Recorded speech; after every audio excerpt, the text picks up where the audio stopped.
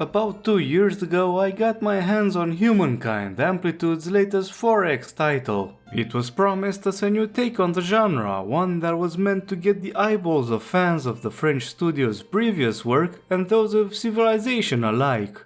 I would be lying if I said this trailer didn't pique my interest, but at the same time, I didn't go into it thinking it was going to make Sid Meier shake in his boots. After all, Sid Meier's work is impossible to avoid being compared with, so promising to go its own way is much easier said than done. Despite some of the good things it brought to the table, I was disappointed. Putting some of its weaker aspects down to lack of content and polish, I promised myself I'd take a look a year later. Okay, I said 1 year, but what about the second year? If these arguments weren't enough, I was further enticed by hearing that Humankind is now much improved and living up to its potential. Now that's a recommendation if I ever knew one, so I'll go after each criticism I had and see what was done about them ever since. There are plenty of things to cover, so I'm not worried. For those unfamiliar, Humankind is a 2021 4X strategy game from Amplitude Studios. Its defining feature is that instead of letting you choose a civilization to play from the start to finish, you start the campaign as a Neolithic hunter-gatherer tribe with no cities under control. As you progress through the campaign, each new era allows you to choose which culture your people adopt, which comes with their own unique troops, buildings and abilities. It's a neat system since it gives plenty of room to adapt and vary your playstyles and shakes things up in a good way. That being said, thematically, it provides a strange vibe to see your people completely replace their culture at the end of an era. You only get to keep a minor bonus from your past cultures for the rest of the game. The art direction and writing go towards the cultural melting pot idea, while the system is closer to a cyclical of cultural genocides that leave no traces behind. There's nothing that can be done about it since it's a core part of Humankind's design, so we'll just have to resort to the good old suspension of disbelief to cope. So, what's so different about Humankind at the end of 2023 compared to its launch? Besides many patches fixing bugs or balancing issues, we've got modding tools, 3 culture packs and 1 DLC dedicated to develop the game's diplomacy. The one that presented the most interest to me is Together We Rule, because diplomacy was one of the aspects that needed to improve at launch, and I was curious how it helped things. The culture packs were welcome, but while interesting from a replayability perspective, they weren't why I wanted to revisit Humankind. They bring an added variety that is undoubtedly welcome, but this wasn't an aspect I found lacking last time I had a crack at it. So, what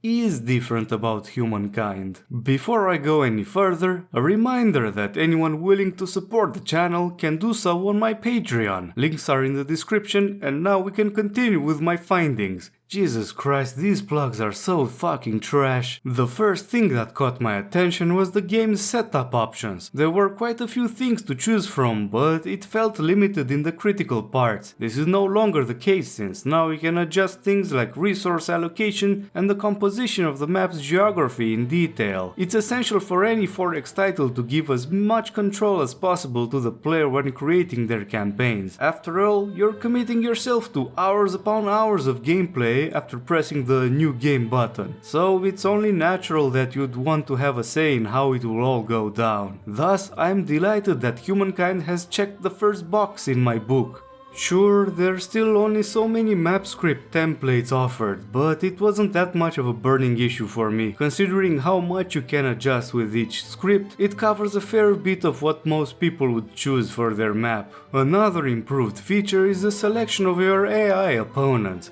For those who don't know, Humankind has a neat feature that allows players to create unique AI profiles using traits and attributes unlocked during gameplay. These can then be uploaded to Amplitude's website and downloaded by other players to use in their own campaigns. The issue was that after you downloaded some, selecting the AI profiles you intended to face in your own games was a small nightmare since you had to painfully scroll until you found the right one initially. All the while, the already selected options got moved around, forcing you to do even more scrolling, which was as frustrating as it sounds. Fortunately, Amplitude has listened and added a select random AI button. Hallelujah, and good riddance to the man-made nightmare I had to endure 2 years ago. This praise isn't gonna go any further because the fact remains that to add AI profiles to your game, you still have to exit the game, go into your own browser, log into a website, scroll through a vast list that has pretty poor filters and manually select whatever catches your fancy. I wasn't a fan when Battlefield 3 put its server browser into your actual internet browser, and I'm not a fan when Humankind pulled this goofy trick now. I mean, Battlefield 3 is still a blast to play, but you get my point. Oh, and there's a tiny problem I'll get to later, just perfect so you get hooked into watching this video for longer than you initially planned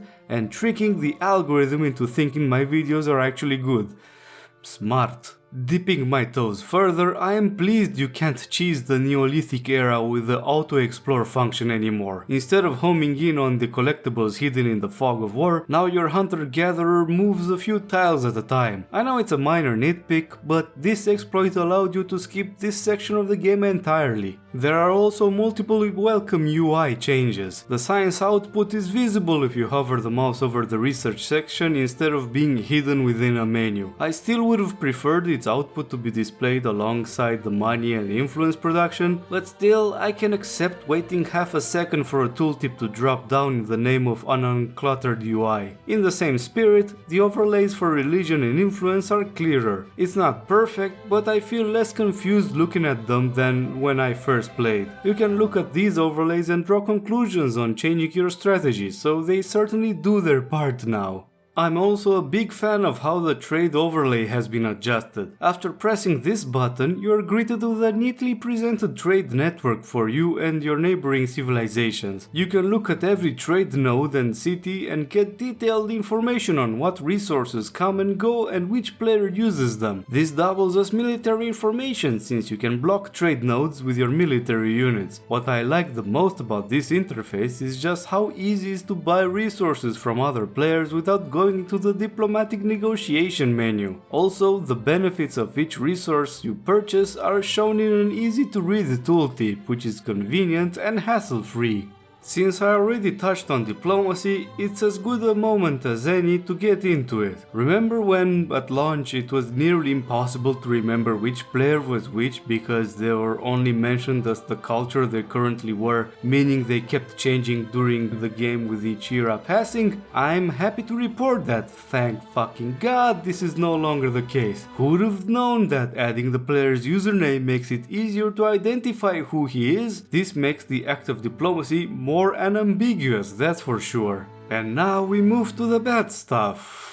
Wait, you thought there was more improvement to mention? Oh, fine. Well, I guess I could say that the AI makes more sense. They behave more in line with the personas you chose at the game setup. Many diplomatic interactions include swatting accusations and denouncements over owning a city under another player's cultural or religious influence. I can say that one time when AI declared war over my repeated refusals to give up one of my cities, and in another case I was backstabbed by a former ally. Considering that the last time around the AI absolutely refused to declare war on me no matter what I did, I consider this a monumental improvement. The AI is more aggressive but still less active than I would have liked, especially considering that you have an option tailored to make it more aggressive and it still acts as passive as it is. But this is more praise regarding the improvement of the AI and not of the system. Granted, it makes sense. It's reasonably streamlined and does its job, so it's okay with what it does. But Together We Rule adds a new dimension to diplomacy that should have been part of the base game. That's because it adds additional diplomatic actions and the Congress of Mankind, which is basically the United Nations. It unlocks in the same way as in Civilization, when one player meets every other player on the map after reaching a specific era.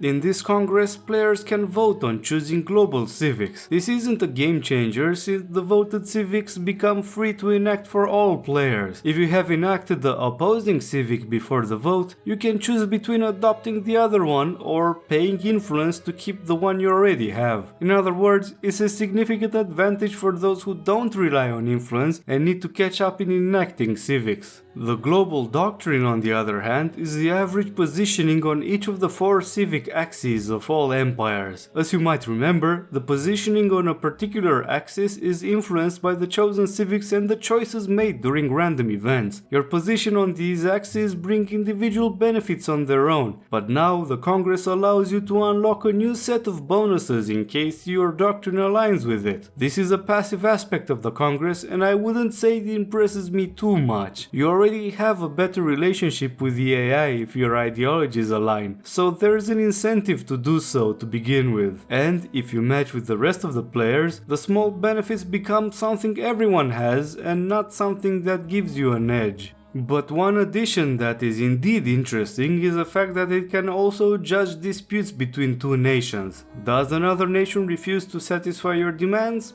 Now you can bring it to the Congress and have the world leaders vote on the matter. If the accused loses the vote, he is either forced to fulfill the demand or declare an unsanctioned war against the other party. I'm calling this feature interesting because it brings some spice to the regular dispute mechanic, which isn't exactly a gem. It's a crutch that only papers over some cracks with a fragile cover. Unfortunately, the insatiable desire of the AI to denounce every minor grievance is no longer just a time-wasting annoyance due to the new resource introduced by Together We Rule. Leverage. This diplomatic asset gives you access to a few new actions you can perform against rival players. These include reducing the war support by spreading propaganda, forcing enemy troops out of your borders, forcing other players to respond to your demands, revealing spies, and applying economic sanctions. At the same time, the more total leverage you have, the more influential your votes in Congress are.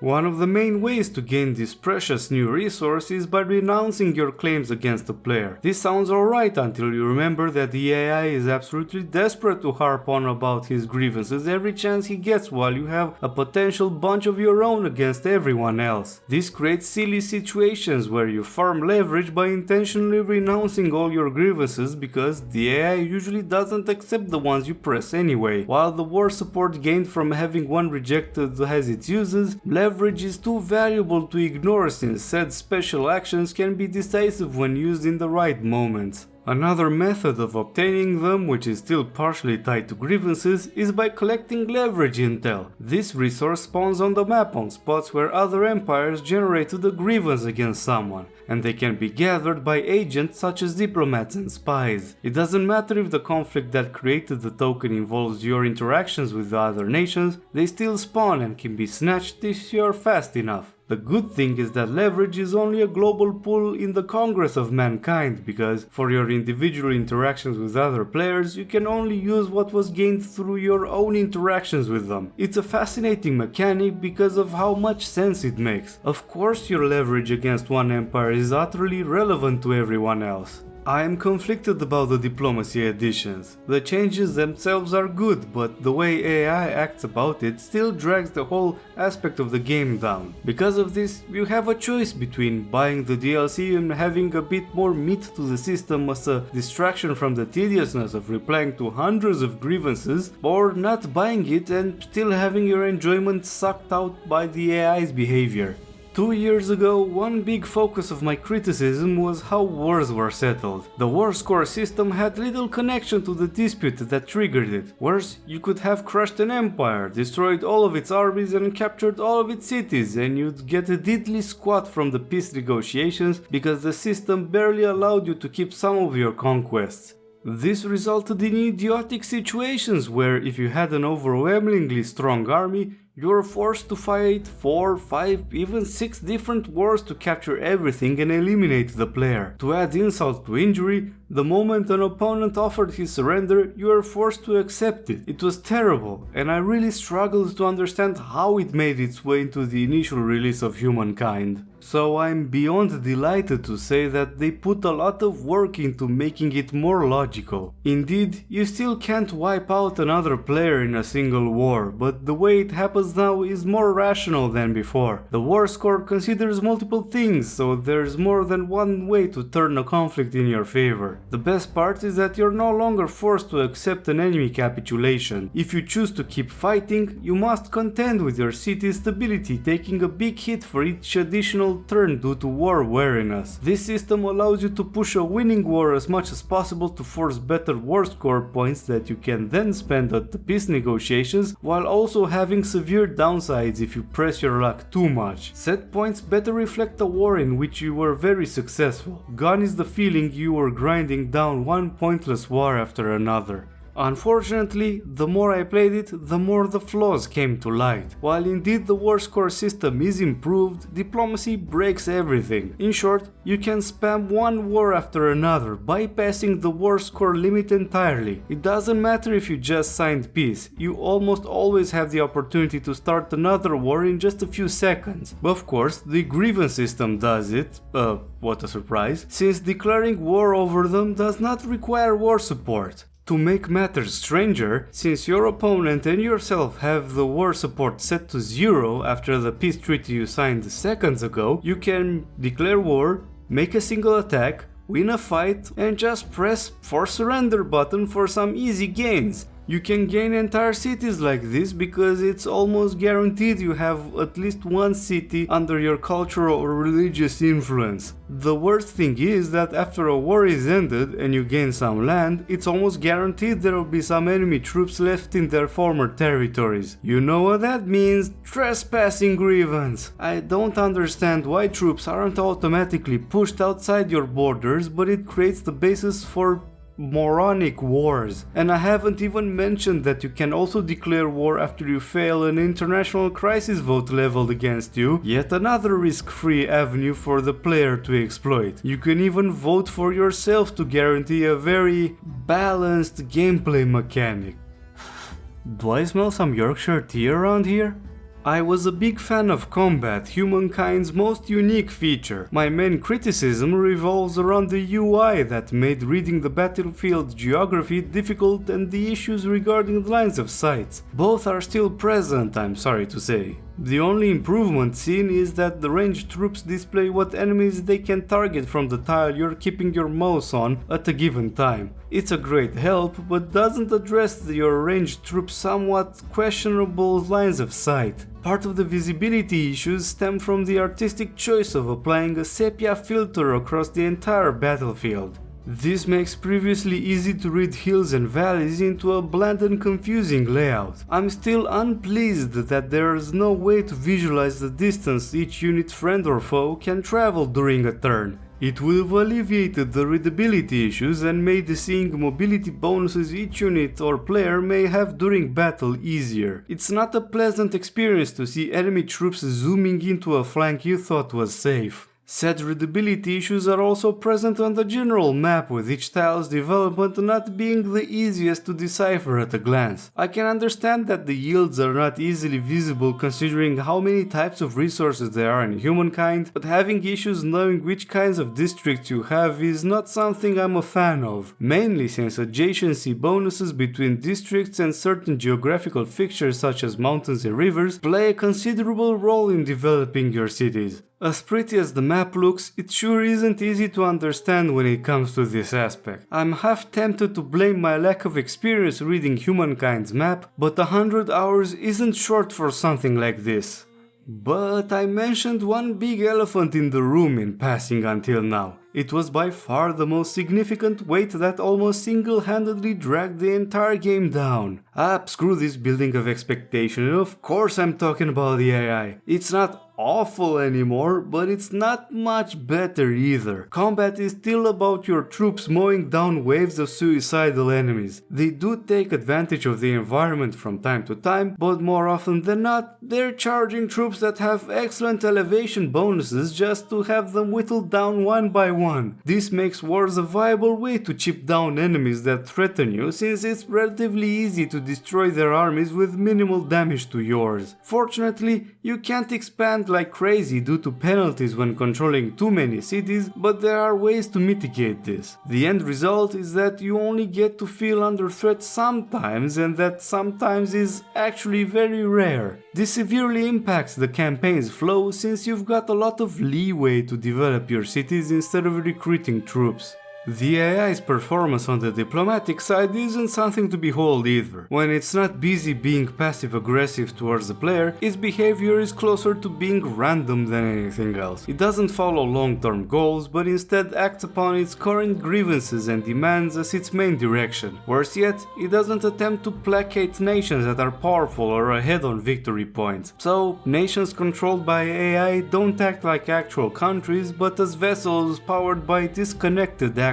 It is sad when you think that Civilization has community mods that made a lot of effort to make the AI respond naturally in ways that Humankind can't even begin to hope. It dampens the experience significantly, since there's no other way to describe it. A strategy game that doesn't throw challenges in your direction is one that quickly becomes boring. It's an unfair situation because it's more enjoyable to play now than it was at launch. So having these issues still present is only pouring salt in the wound.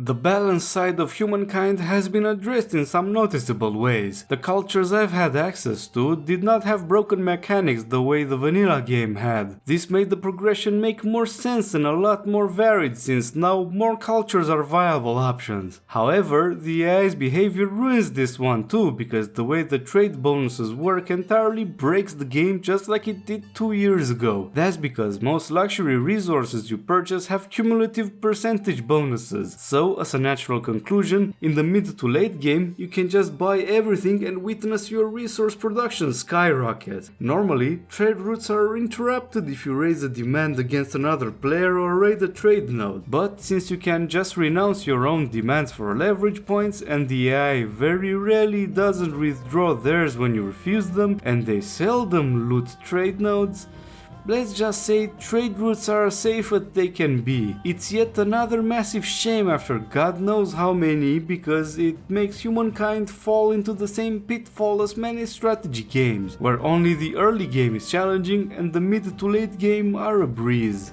Fortunately, there are mods available now that can sweeten the deal, and I wouldn't have forgiven myself if I ignored the community's efforts to spice Humankind up. I had the choice of two major ones at the time of recording this: the Stars Shine and Vanilla Improvement Project. The first one is a Chinese-made overhaul that, to its credit, appears to bring many changes. Unfortunately, its documentation reads like your average visit on AliExpress when you're looking to buy $3 worth of product, which you'll completely forget about in 2 months it takes to arrive in your country, so I'll think I'll sit this one out. Okay, it's also seemingly designed around multiplayer, I'm not that discriminatory. Vanilla Improvement Project combines the most appreciated and downloaded mods made for Humankind. It doesn't intend to overhaul the mechanics, but each mod addresses different parts of the game. Since some of these promised changes are things I criticized already, it was only natural to give it a spin. On top of it, I added the mod called Culture Supper Pack, which adds 60 custom-made cultures across all the game's eras.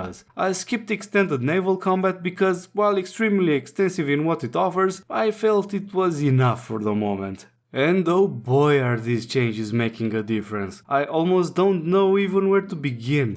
The changes to how fame and stars are calculated make the game progression more engaging and a lot more logical. In the vanilla game, sometimes you get a lot of stars in rapid successions, blitzing through some eras. First of all, the attainability of some star categories was wildly different. You could quickly get stars for an increased population or the number of territories under your control, but I rarely achieved one for gaining influence, for example. This creates issues that some cultural affinities were poor choices, since they would net you less fame if the stars associated with them were more complicated to obtain. This is no longer the case. Now, if you earn some star types faster than others, it's mainly due to your own playstyle. Additionally, the stars needed to progress to the next era has been increased by 1, which has a more significant impact than it seems when you first look at it. Eras being slowed down makes it harder for one player to snowball and leave the rest in the dust, so I'm a fan of this.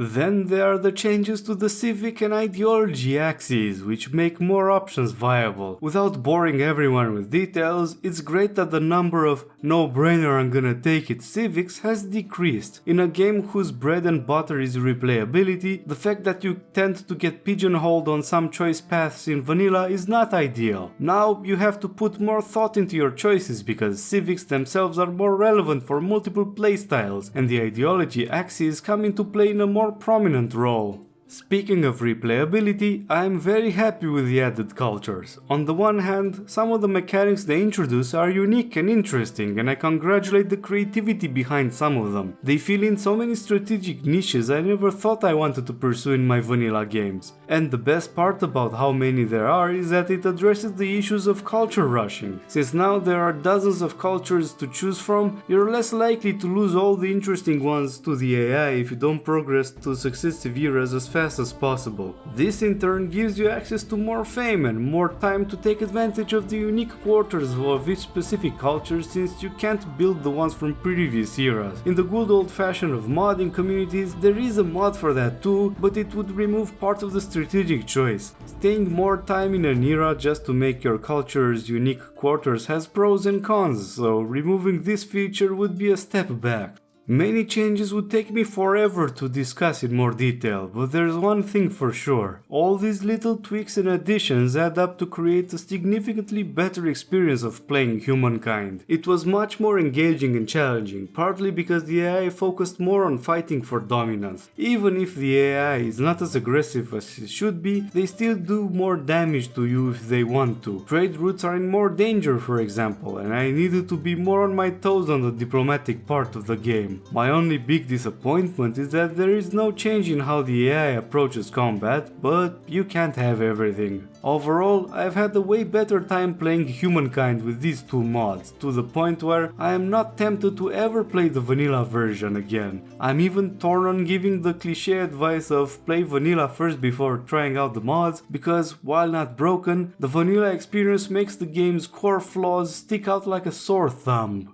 And that's the problem with Humankind. You can appreciate many things it does different from Civilization, and it can be quite an enjoyable experience if you delve into community mods, but it will never be able to do things as well because its flaws are glaring and hard to ignore, at least for me. Is it better than it was at launch? Absolutely, but it only went from a mediocre game to somewhat decent but not quite there yet. If it addresses the AI, it can become a good 4X title and a solid alternative to the Civilization formula. Until that happens, Amplitude can add as many cultures, events and new mechanics as they please because they won't be able to outweigh this fatal flaw. Thanks to everyone for watching this video. Took longer than the usual to get this one over the finish line, but I'm sure it was worth the wait. Click the fancy buttons, support the channel and share this with your like-minded fellows. And until next time, cheers!